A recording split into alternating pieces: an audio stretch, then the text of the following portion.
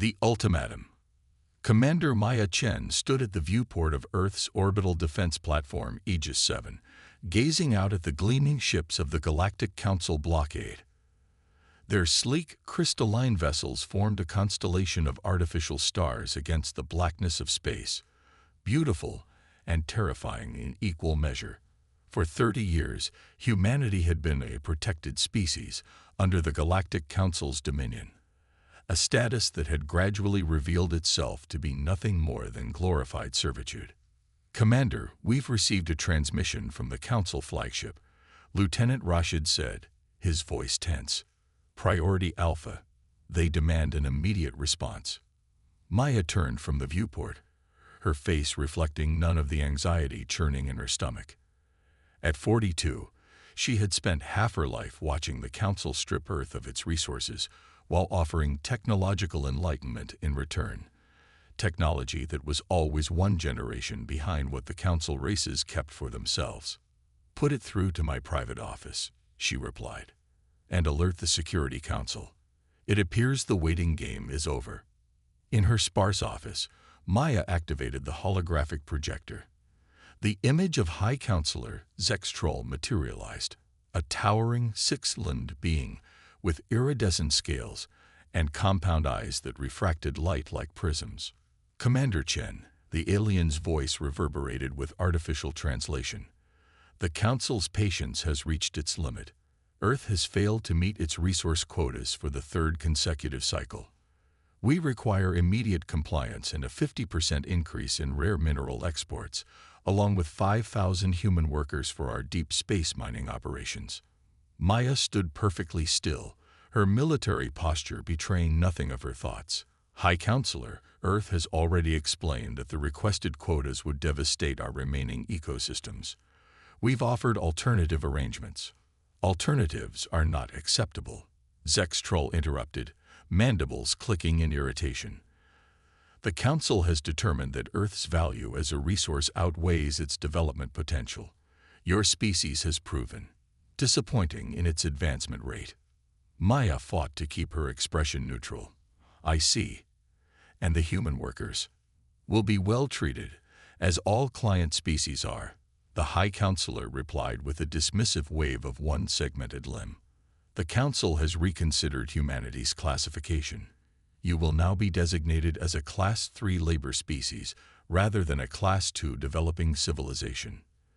The demotion was effectively a death sentence for human autonomy. Class 3 species had no representation, no rights to their own resources, and were treated as little more than biological machinery. "The Council will arrive in your system in 48 Earth hours to oversee the implementation of these new directives," Zextrol continued. "Prepare your leadership for transition. Resistance would be inadvisable. The Council has never failed to subdue a rebellious species." The hologram flickered out before Maya could respond. The Council's typical approach to negotiations: deliver demands, expect compliance, offer no room for discussion. Maya touched the communication panel on her desk. "Connect me to Project Prometheus.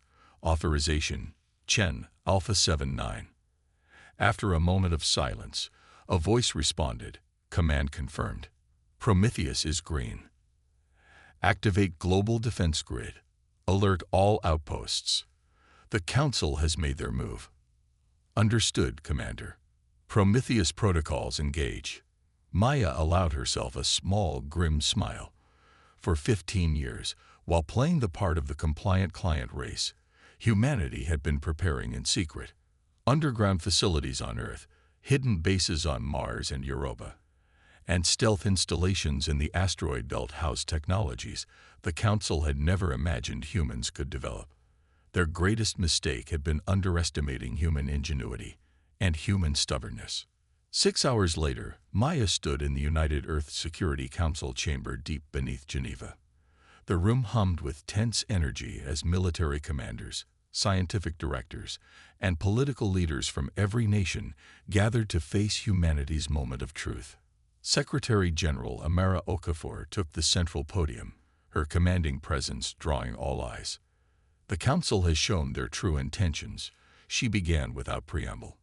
They no longer see us as a developing civilization worth cultivating, but as a resource to be harvested and a workforce to be exploited.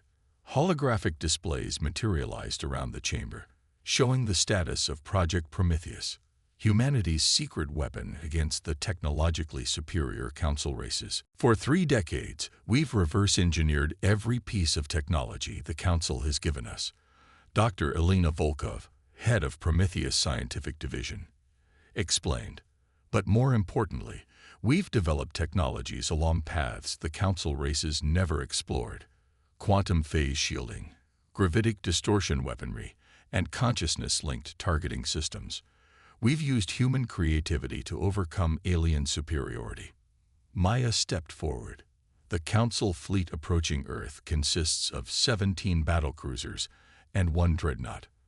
They expect to find a compliant planet ready for harvesting. Instead, they'll find 38 orbital defense platforms with capabilities they can't imagine, a fleet of 200 stealth fighters hidden in lunar orbit, and ground-based weaponry that can reach into space. Murmurs rippled through the chamber, some confident, others fearful. This isn't just about Earth, Secretary General Okafor continued. We've established contact with 12 other Class II and Class III species who chafe under Council rule. If we succeed in our resistance, we'll create a new alliance, one based on mutual respect rather than exploitation. A diplomatic representative raised her hand. The Council has never been defeated in a military engagement in over 10,000 years. Are we certain this is the wisest course? Maya understood the fear. The Council's technological supremacy was legendary, their military might unquestioned across thousands of worlds. But legends could be broken. We're not fighting because we're certain of victory, Maya replied. We're fighting because the alternative is extinction as a sovereign species. The Council has already decided our fate, to be workers and resources, not partners. We're simply refusing to accept that fate. The vote was unanimous. Humanity would stand against the Galactic Council. As the Council fleet entered the solar system 24 hours later, they encountered no resistance. Their scans showed Earth's primitive defensive systems powered down, orbital platforms dormant. High Commander Vrax of the Council forces sent the expected demands for immediate surrender and compliance. Earth's response came not in words, but in action. As the Council fleet approached Mars orbit, the hidden quantum network activated. 200 stealth fighters materialized from apparent emptiness, their phase-shifted hulls becoming visible only as they powered weapon systems. The orbital platforms, appearing dormant to Council scans, activated gravitic distortion fields that warped space itself around the alien vessels. On the bridge of his flagship, High Commander Vrax stared in disbelief at the sensor readings. Impossible. Humans don't possess this technology. But the evidence was undeniable as the first barrage of quantum-tipped missiles struck 3 Council battle cruisers simultaneously, their shields collapsing under weaponry they had no defense against. This is Commander Maya Chen of Earth Defense Forces. Maya's voice transmitted across all Council communication channels. The Galactic Council has made a critical error in judgment. Humanity is not a resource to be harvested, or a species to be subjugated. We reject your ultimatum and your authority over Earth. The Council fleet, recovering from their initial shock, began to return fire. Their weapons were powerful, devastatingly so, but the human vessels moved in patterns their targeting systems couldn't predict, guided by the neural-linked pilots whose consciousness merged with their ships in ways Council technology had never explored. You cannot hope to prevail, High Commander Vrax responded, his voice trembling with rage. The Council will send 100 fleets to crush your rebellion. This defiance is suicide. Maya's response was calm, almost pitying. We expected nothing less. That's why we're not just fighting for ourselves today. As if on cue, a new signal flooded the communication channels. Dozens of transmissions from other species across Council space, announcing their own rebellions, their own refusal to be subjugated any longer. The spark of human defiance had ignited a galactic flame. Your council is facing simultaneous uprisings on 37 worlds. Maya continued. Your forces are stretched thin. And now you discover that the primitive humans have weapons that can counter your greatest vessels. This is not suicide, High Commander. This is revolution. The battle above Earth continued, human forces taking losses, but inflicting devastating damage on the Council fleet. For the first time in 10 millennia, the mighty Galactic Council faced the prospect of defeat, not by a superior force, but by a species they had dismissed as barely worthy of notice. As the crippled Council flagship retreated from Earth orbit, Maya sent one final message. Return to your Council. Tell them humanity rejects their protection and their authority. We will forge our own path among the stars, and we will not be alone. The Reckoning. 3 months after Earth's defiance, the galaxy was transformed. The Galactic Council, facing simultaneous rebellions across dozens of worlds, had withdrawn to their core systems, their myth of invincibility shattered by human ingenuity and determination. Maya Chen, now Admiral of Earth's growing stellar fleet, stood aboard the EDS Prometheus, humanity's first true battleship. Around her, bridge officers monitored the ship's revolutionary systems as they patrolled the edge of what was now called free space, a growing region of the galaxy where former Council client species had declared independence. Admiral, we're receiving a priority transmission from Arcturus Base, her communications officer reported. The Novel delegation has arrived for the Alliance talks. Maya nodded. The Novel, a reptilian species with remarkable technological aptitude, had been one of the first to join Earth's resistance after witnessing humanity's successful defense. Like humans, they had been developing their own technologies in secret for generations, waiting for an opportunity to break free from Council domination. The Council never imagined we would work together, said Krenzar, the Novel Prime representative, as they convened in the Prometheus's conference chamber hours later. 8 species were represented, each formerly under Council control, each bringing unique strengths to the emerging alliance. That was their fundamental error, Maya agreed. They kept us isolated from each other, feeding us carefully selected information, making each species believe they were specially chosen for elevation, while actually exploiting us all. The holographic display in the center of the chamber showed the current state of the galaxy. Council territory in red, shrinking as world after world declared independence. Free space in blue, growing as new alliances formed. And contested regions in yellow, where battles still rage. They're regrouping, said General Terek of the Cerulean Defense Force, his 4 eyes blinking in sequence as he studied the display. Our intelligence suggests they're bringing vessels out of mothball status, weaponry that hasn't been deployed in millennia. Let them come, replied Dr. Elena Volkov, now head of the Human Allied Species Research Consortium. Every engagement teaches us more about their technology, and our adaptability remains our greatest strength. The Council races haven't faced a real threat in thousands of years. They'd forgotten how to innovate under pressure. Maya studied the faces around the table, human, alien, and the holographic projections of leaders who couldn't attend in person. 3 months ago, none of this would have seemed possible. The Council's dominion had seemed absolute, their technological superiority unassailable. Now, everything had changed.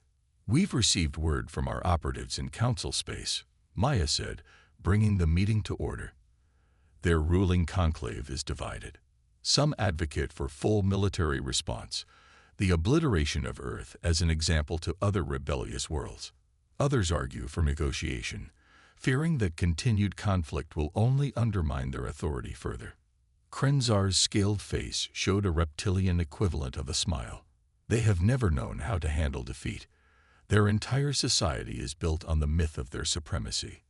The Alliance representatives spent hours discussing strategy, comparing technological developments, and planning for both diplomatic and military contingencies. Unlike the Council's hierarchical structure, this new alliance was egalitarian, each species contributing according to their strengths, each having equal voice in decisions. As the meeting concluded, Maya's second-in-command, Captain Rashid, entered with an urgent report. "Admiral, long-range sensors have detected a massive Council fleet assembling at the edge of Sector 419.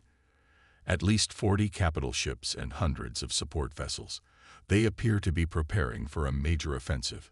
The room fell silent. Despite their successes, the Allied species knew their combined forces couldn't match a fleet of that magnitude. The Council was bringing its full might to bear, determined to crush the rebellion once and for all. "They're desperate," Maya said after a moment of consideration. "This isn't a strategic deployment. It's an attempt to terrify us into submission.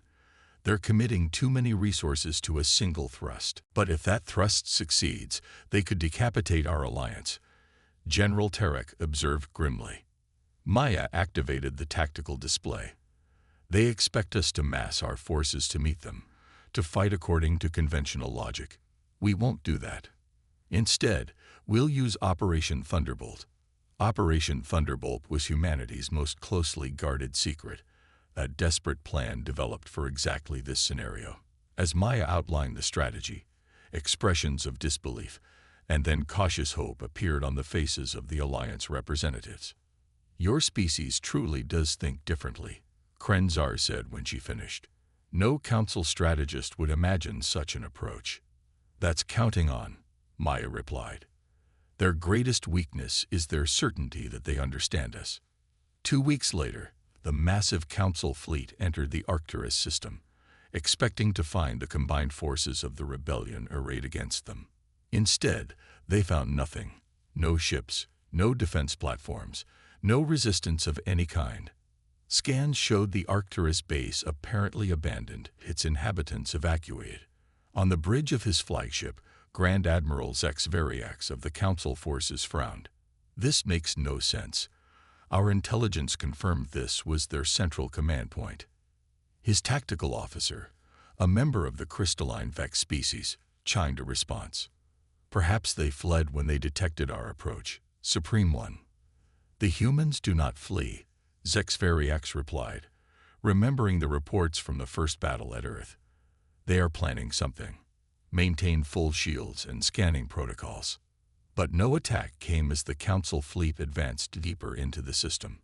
Sensors detected no ships, no weapons signatures, nothing but normal stellar phenomena.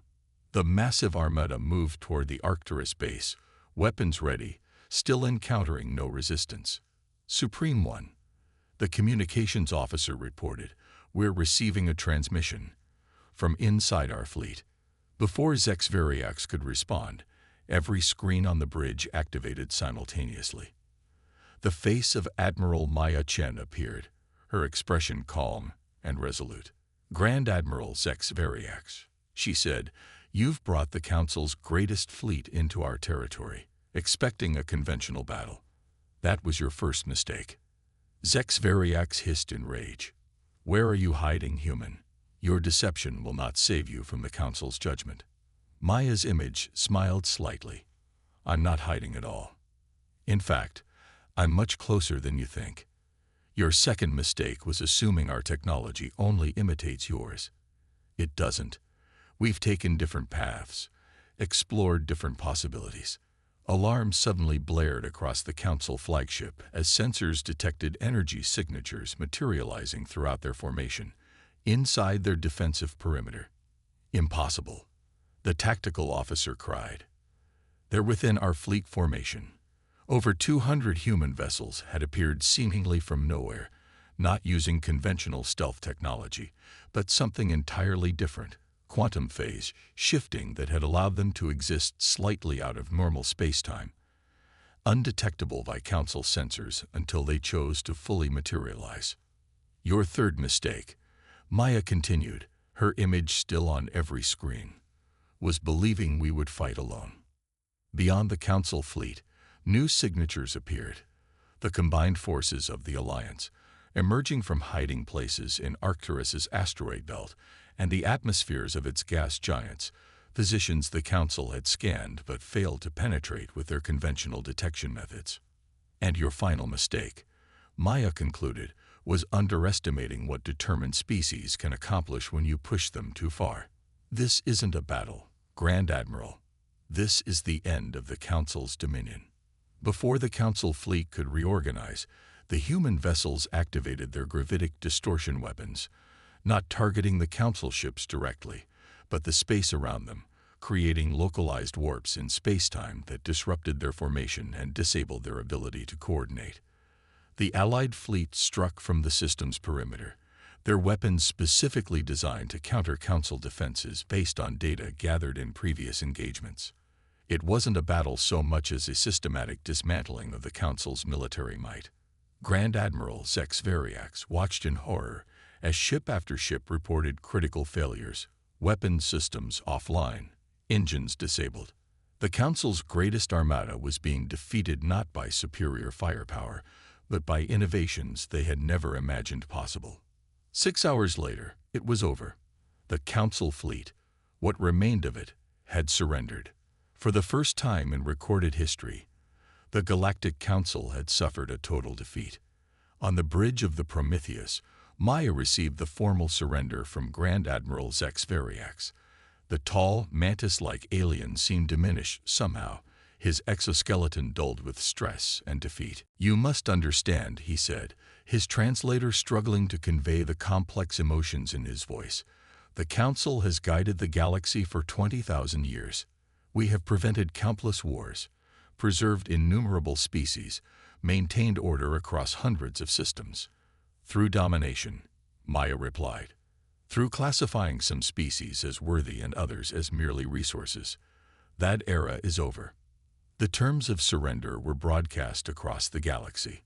The Council would withdraw to its core systems, renouncing all claims to the worlds that had joined the Alliance.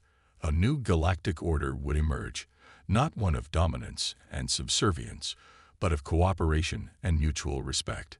3 days later, Maya stood with the Alliance representatives as they signed the Arcturus Accord, establishing the Federated Worlds, a new interstellar community where each species would retain its sovereignty while contributing to collective security and advancement. The Council believed their mistake was underestimating our technology, Maya said in her address to the Assembly. But their true error was more fundamental. They failed to understand that oppression inevitably creates resistance, that intelligent beings will always strive for freedom, and that diversity of thought leads to innovations they could never predict. As representatives from 30 former Council client worlds affixed their signatures or genetic markers to the historic document, Maya thought about the long journey ahead. The Council still existed, nursing its wounds and its pride in its ancestral systems.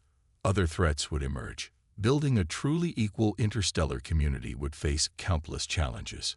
But looking around at the diverse assembly, beings of all forms united not by domination, but by choice, she knew that humanity had found its place among the stars. Not as conquerors, not as servants, but as catalysts for a transformation that would reshape the galaxy.